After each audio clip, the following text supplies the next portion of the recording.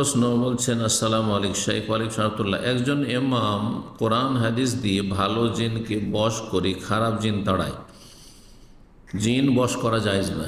এটা হচ্ছে আল্লাহর বান্দাকে গোলাম বানানো। আল্লাহর বান্দাকে কোনো মানুষ গোলাম বানাবে, এটি জায়েজ নাই।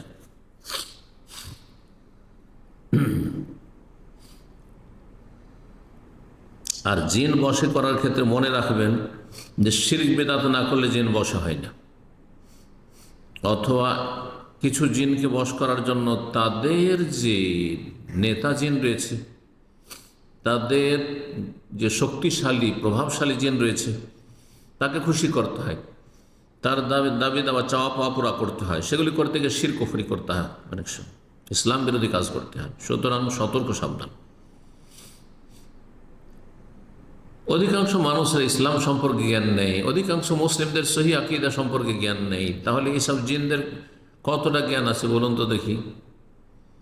সুতরাং এইরকম কাজ মোটেই করবেন না। তারা আপনার কাছ থেকে হয়তো তাদেরকে মনে করছেন ভালো জিন মানে উপকার করছে আপনার, সেই জন্য, কিন্তু আকীদার ক্ষেত্রে সে মুশরিক জিন, মাজার পূজারী জিন, সে শাহের, জাদুকর জিন, গণক জিন।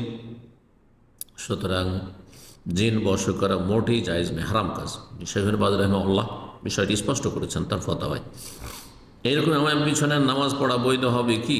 ইমাম কমপক্ষে সে গুনাহগার, সে ফাসিক।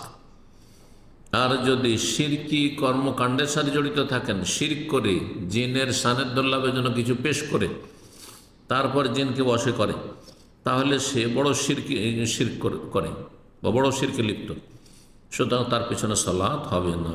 এইরকম ইমামকে ইমাম হিসাবে রাখবেন না, যথাসাধ্য এইরকম ইমামকে সরিয়ে দেওয়ার জন্য চেষ্টা করবেন, কিন্তু ফিতনা ফাসাদ যাতে না হয়।